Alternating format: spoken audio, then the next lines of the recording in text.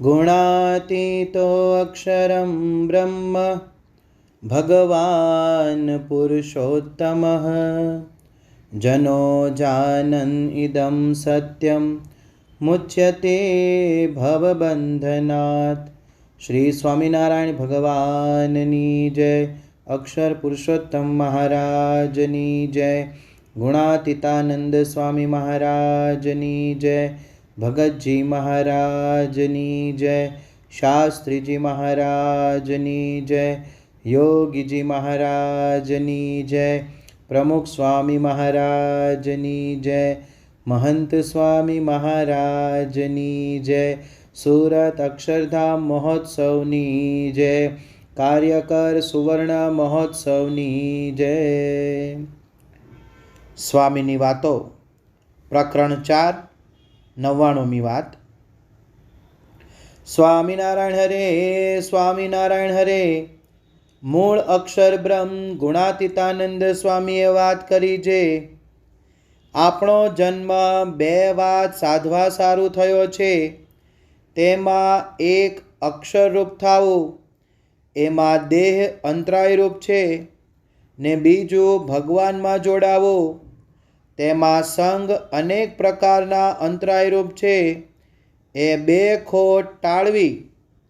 એવી રીતે ગુણાતીતાનંદ સ્વામીની ચોથા પ્રકરણની 99મી વાત તે થઈ।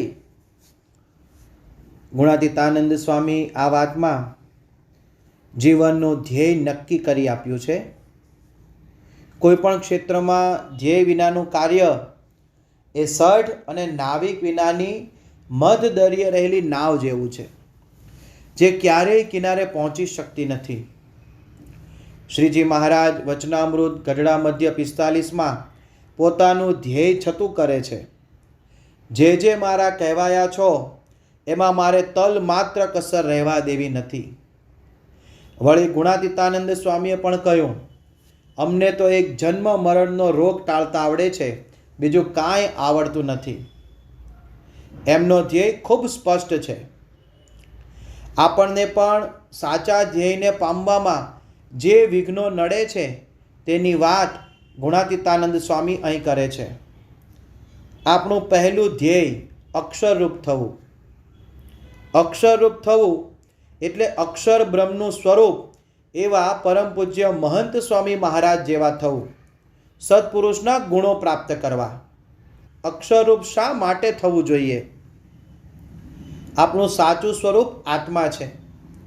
આત્મારૂપ થઈને પરમાત્માની ભક્તિ કરીએ તો જ આત્યંતિક કલ્યાણ થાય અને શાશ્વત શાંતિ અનુભવાય। આ ધ્યેયને મૂકીને જેણે બીજેથી સુખ મેળવવા પ્રયત્ન કર્યા છે તે બધાને અશાંતિ ને દુઃખ જ મળ્યા છે। નંદ રાજાએ આખી પૃથ્વીનું ધન ભેગું કરીને દરિયામાં રાખ્યું। એના લોભથી લોકો દુઃખી થઈ ગયા। આથી દેવર્ષિ નારદજીએ યુક્તિપૂર્વક એની પત્નીને ભરમાવી। જે વરાહ ભગવાનના અસ્થિથી દરિયામાં જવાનો માર્ગ બની જતો હતો તે અસ્થિને પત્ની પાસે સળગાવી દીધું। ભેળું કરેલ ધન હવે દરિયામાં જ રહી જવાનું। એ જાણ્યું કે નંદ રાજાનું તત્કાળ મૃત્યુ થયું। ધનને જીવનનું ધ્યેય માન્યું હતું, આવી હાલત થઈ। દુર્યોધન, રાવણ, સિકંદર, હિટલર, ઈદી અમીન કે હેલ સેલાસી વગેરે કેટલાય વિશાળ સત્તા પ્રાપ્ત કરવા જિંદગી બરબાદ કરી નાખી, પણ અંતે દુઃખ જ મળ્યું। જ્યારે અક્ષરરૂપ થવાના ધ્યેય સાથે જેમણે જિંદગી પસાર કરી છે તે તમામને શાશ્વત સુખ શાંતિનો છતી દેહ જ અનુભવ થયો છે।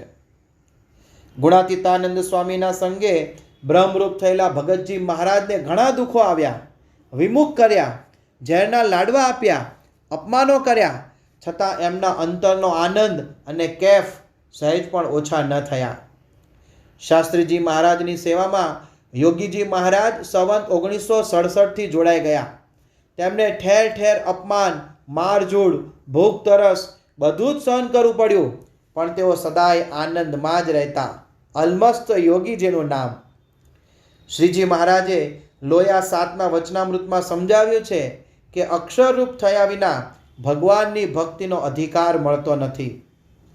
અક્ષરરૂપ થયા વિના સત્સંગમાં દોષ સ્વભાવ નડે. પરમ ચૈતન્યાનંદ સ્વામી સદ્ગુરુ હતા. શ્રીજી મહારાજ પણ એમનું ખૂબ સાચવતા. એક વખત ગઢડામાં જળજીલણીના સમયમાં સંતો એમને બોલાવવાનું ભૂલી ગયા અને નીકળી ગયા. આથી એમને ખૂબ વસમું લાગ્યું. પણ પછી બાલ મુકુંદ સ્વામી અને ગોપાળાનંદ સ્વામીએ કથા વાર્તા કરીને એમને શાંત પાડ્યા. પછી એ બોલ્યા કે હું 12 વર્ષ ગુરુ રહ્યો, 12 વર્ષ સદગુરુ રહ્યો, પણ સત્સંગી તો આજે થયો. આમ અક્ષરરૂપ થયા વિના ખોટ રહી જાય છે. સોખડાના ત્રિભુવન દાસે શાસ્ત્રીજી મહારાજની તન મન ધનથી ખૂબ સેવા કરેલી. એમને વિશે પ્રીતિ પણ જબરજસ્ત હતી. પરંતુ એમની સમજણ કરતાં શાસ્ત્રીજી મહારાજે બીજી રીતે વાત કરી તો એમને એટલો અભાવ આવી ગયો કે શાસ્ત્રીજી મહારાજને વિશેથી ગુરુભાવ તો જતો રહ્યો, બલકે એક વખત તો આણંદ સ્ટેશને શાસ્ત્રીજી મહારાજને લાકડી લઈને મારવા દોડ્યા હતા. એટલે અક્ષરરૂપ થવું ખૂબ જરૂરી છે. આ અક્ષરરૂપ થવા શું કરવું? કોણ અક્ષરરૂપ થઈ શકે? ગુણાતીતાનંદ સ્વામીની વાત, પ્રકરણ 3, 12મી વાત, કે બ્રહ્મરૂપ તો એમ થવાય છે જે આવા સાધુને બ્રહ્મરૂપ જાણીને મન, કર્મ, વચને તેનો સંગ કરે છે તે બ્રહ્મરૂપ થાય છે.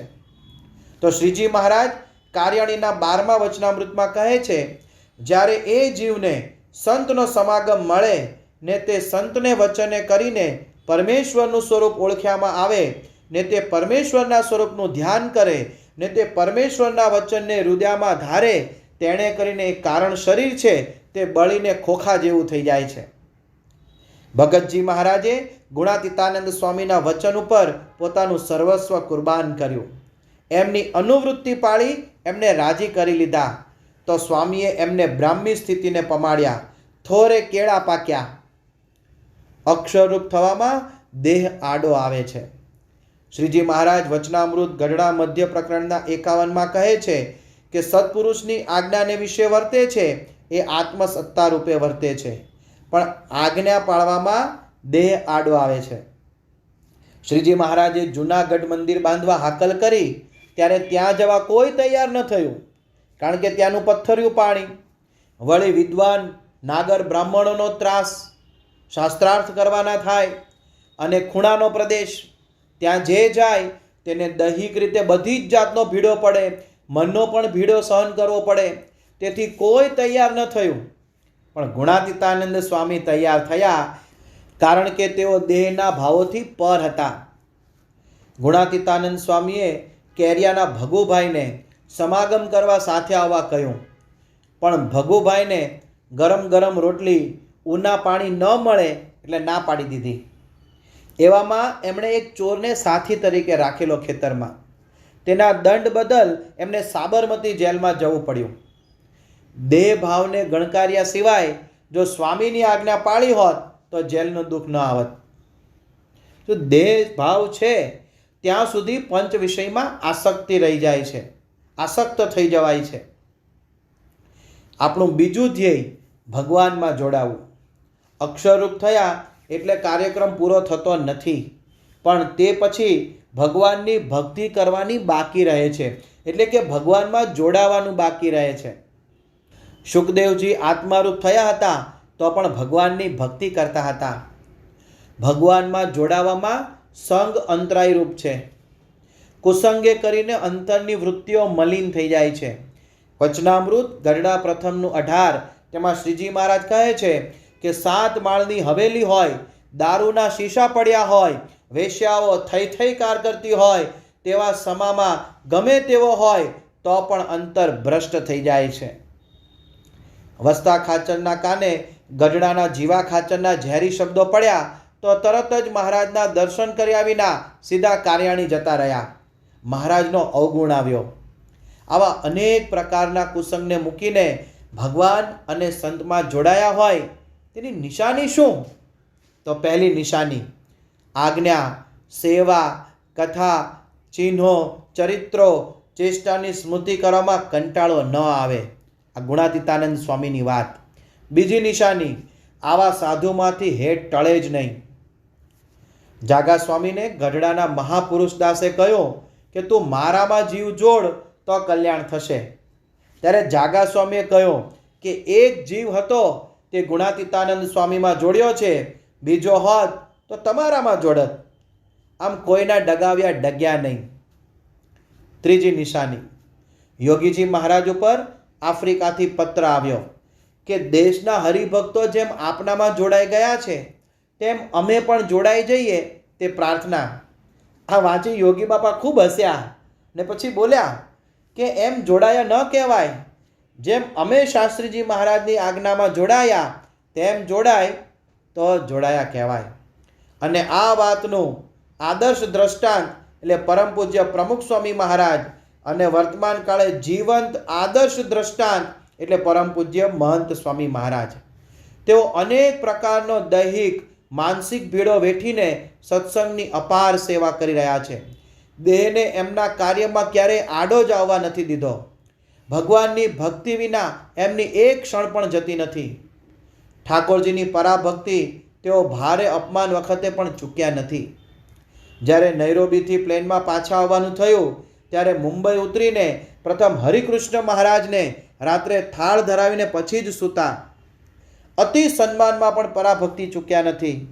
બ્રિટનની પાર્લામેન્ટના સન્માન વખતે પ્રથમ પોતે ઊભા ન થયા, પણ ઠાકોરજી જેમના હાથમાં હતા એ સંતને આગળ ધર્યા. શાસ્ત્રીજી મહારાજ અને યોગીજી મહારાજથી એમનો વિચાર ક્યારેય નોખો પડ્યો નથી. સંપૂર્ણપણે ગુરુ ભક્તિમાં જોડાઈ ગયા છે.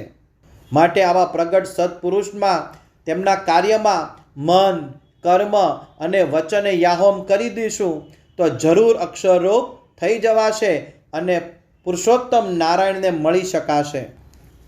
તો આજના શુભ દિવસે પ્રાર્થના કરીએ કે આને આ જન્મે ગુણાતીતાનંદ સ્વામીએ જે બે વાત સાધવાની વાત કરી છે તે આપણે સાધી શકીએ. એ જ મહારાજ સ્વામી, પરમ પૂજ્ય પ્રમુખ સ્વામી મહારાજ અને પરમ પૂજ્ય મહંત સ્વામી મહારાજના શ્રી ચરણોમાં પ્રાર્થના.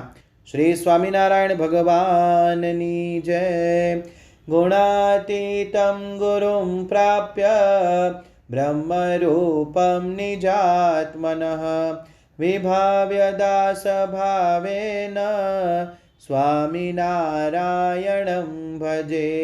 શ્રીહરિં સાક્ષરં સર્વદેવેશ્વરં ભક્તિધર્માત્મજં દિવ્યરૂપં પરમ શાંતિદં મુક્તિદં કામદં કારણં સ્વામિનારાયણં નીલકંઠં ભજે. શ્રીહરિં